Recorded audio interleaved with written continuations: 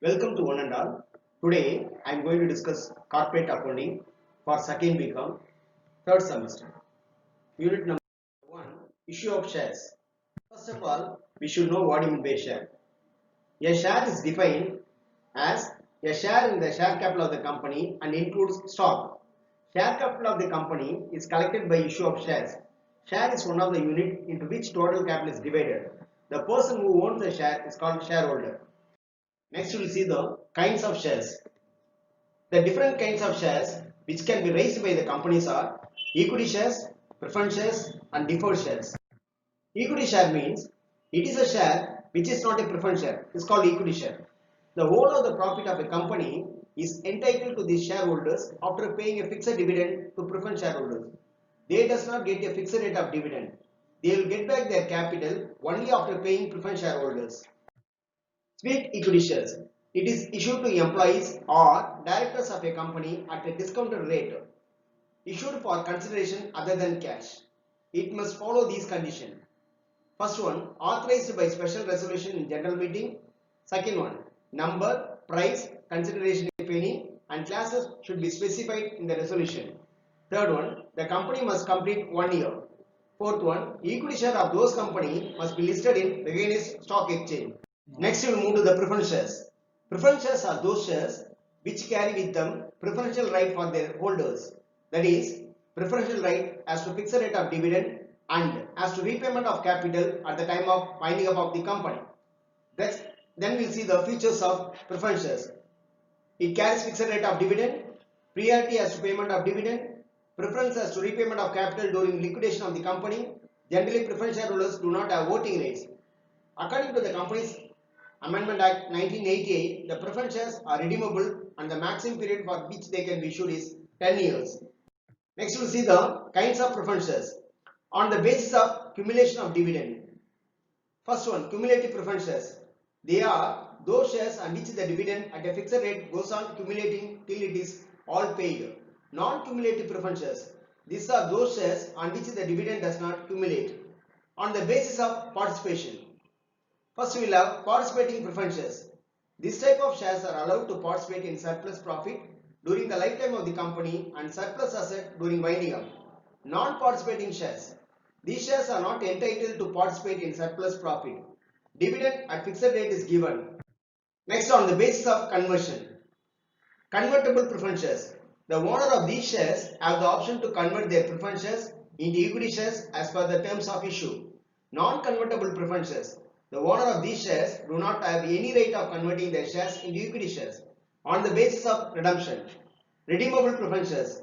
These are to be purchased back by the company after a certain period as per the terms of issue. Irredeemable preference shares. These are not to be purchased back by the company during its lifetime. Then we will see the status of preference shares. If articles of association are silent, preference shares will be presumed to be cumulative, non-participating, irredeemable and non-convertible. Next we move to the third type, deferred shares. Deferred shares are those shares on which the payment of dividend and capital at the time of winding up of a company is made after money is paid in full on preference shares and equity shares. As per the provision of the Companies Act 1956, no public company can issue deferred shares. The features of deferred shares. Rate of dividend is not fixed. It depends upon the availability of profit under the discretion of the board of directors. Dividend is paid after payment of dividend on equity and preference shares. At the time of liquidation, capital on these shares is returned after capital is repaid on both preference and equity shares. Next we move to the definition of a company. A company can be defined as an artificial person, invisible, intangible, created by or under law with a discrete legal entity, perpetual succession and a common seal. Citation needed. It is not affected by the death, insanity or insolvency of an individual member. Then we see the features of a company. First one, incorporation. The certificate of incorporation of a company is issued by ROC as per guideline given in the Companies Act 2013. The law considered a company as an artificial legal person. Then second one, separate legal entity. A company has a separate legal entity from its owners, that is shareholders. Then third one, perpetual existence. A company has perpetual existence not affected by the death, lunacy or insolvency of its shareholders. it can be wind up only by the law. Then fourth one, common seal. Every company has its own common seal which act as the official signature of the company. Then next one, transferability of share. The shares of a public company are transferable. Then limited liability. The liability of a shareholder is limited to the unpaid value of his shares. For example, the face value of a share in the company is rupees 10 and the shareholder has already paid rupees 8 per share, he can be called upon to pay not more than rupees 2 per share. Then separation of management from ownership. Shareholders are the true owners of a company, but usually the number of shareholders is quite large and as such it is neither possible nor desirable for each member to take part in the day-to-day management of the company. Then we just classify the types of company on the basis of incorporation, chartered companies, statutory company and registered companies. Under the chartered companies, the company is incorporated under a special royal charter issued by the king or head of the state. Example, the East India Company, Bank of England, Hudson Bay Company. Then statutory company. It is established by a special act of the parliament to state legislature. May not use limited. Example, RBI, IFCA, IDBI, LIC, etc. Registered company, formed and registered under the Indian Companies Act 1956. Example, Infosys, Wipro, etc. On the basis of liability, limited companies and unlimited companies. Limited companies classify into two categories, limited by shares and limited by guarantee. Limited by shares, liability of the members is limited to the extent of face value of the shares held by them.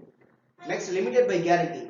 Liability of member is limited to a fixed amount which they have guaranteed on. Then, unlimited companies. Liability of member is unlimited. They have to pay the liabilities of the company from their personal asset. Then, on the basis of number of members, private companies, public companies introduced in Act 2013. Under the private companies, restrict the right of the members to transfer shares. Limit the number of members to 200. Act 2013, excluding past or present employees of the company. Prohibit any invitation to the public to subscribe for its shares, debentures and public deposits. Under the public company, a public company is one which is not a private company. To form a company, at least 7 members and there is no limit. As to use the word limited at the end of its name. Then next one, introduced in Act 2013, one-person company and another one is dormant company. On the basis of ownership and control, government companies, not less than 51% of the share capital of the company owned by the government, central, state together. Then we go for the holding companies, owns more than 15% of the nominal value of equity shares capital of another company or is controlling the composition of the board of directors of another company. Example, Tata Group. Then we go for the subsidiary company. It is controlled by a holding company since it owed less than 50% nominal value of equity share capital. Example, Reebok, Audio, TCS. On the basis of nationality, domestic companies. It is a company that is incorporated in the country, India itself. Then foreign company. The company which is incorporated outside India but has a place of business in India through its branches or agency is known as foreign company. Next we will see issue of shares at par. Shares are issued at par when they are issued at a price equal to the face value. Then the shares will be called as issued at par.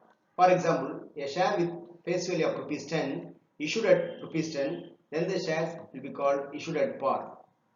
Next we will see the issue of shares at a premium. Shares are issued at premium to the public by well-managed and financially strong companies through the IPO. When the called value is greater than the face value, then the shares are called issued at premium. Security premium reserve account is made for this purpose.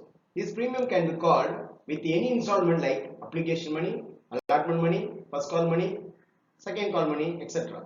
In the absence of any information, the amount of premium is to be recorded at the time of allotment. Then we go for the issue of shares at discount. But some changes as made in the Companies Act 2013. As per section 53 of the Companies Act 2013, companies will be no longer be permitted to issue shares at a discount. The only shares that could be issued at discount are sweet equity, wherein shares are issued to employees or directors in lieu of their service under section 54 of 2039. The other name given is Employee Stock Option Scheme.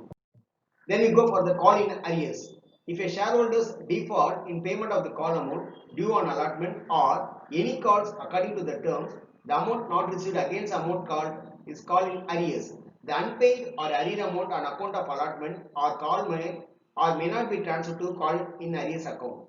Interest, The articles of association of the company is silent. Table F of the Companies Act 2013 shall apply, which provide for interest at 10% per annum.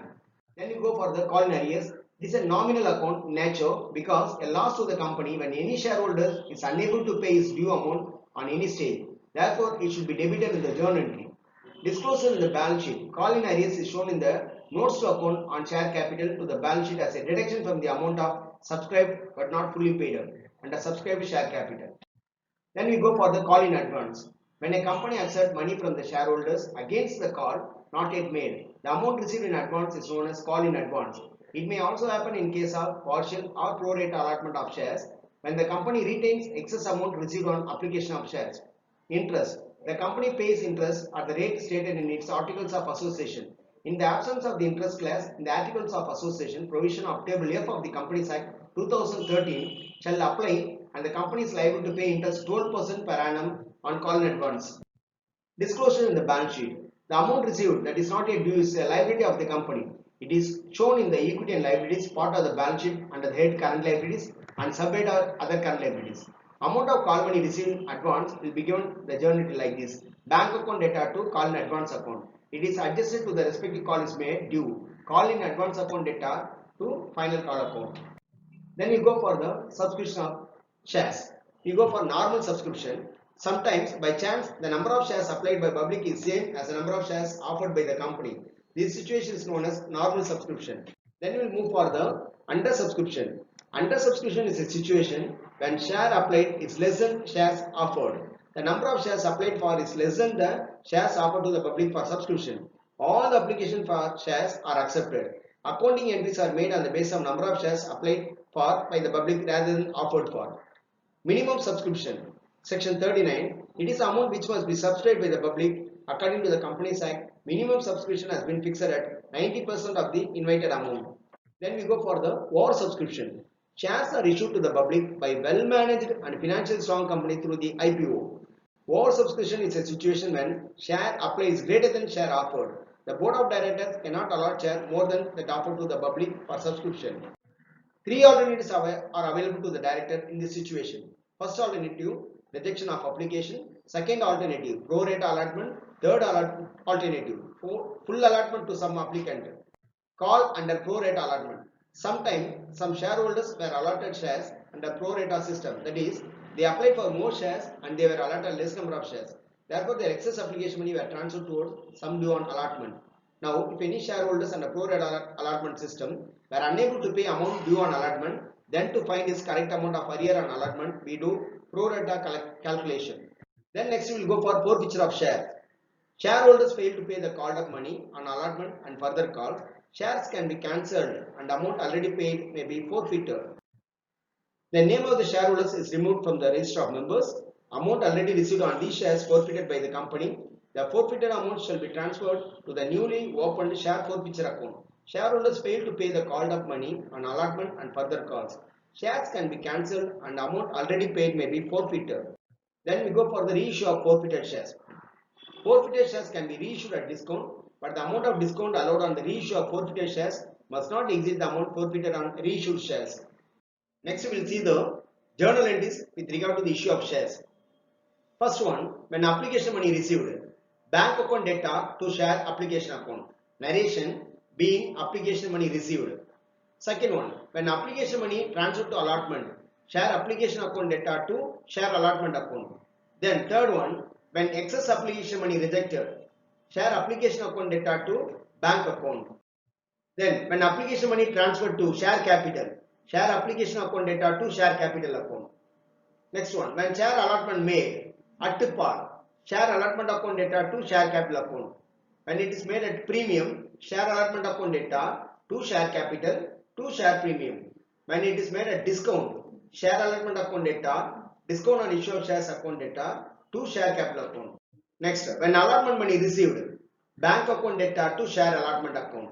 When call money made, share respective call account data to share capital account. When call money received, bank account data to share respective call account. When shares forfeited for non-payment of allotment and call money, when they are issued at par, share capital account data to share call account, to share allotment account, to share forfeiture account.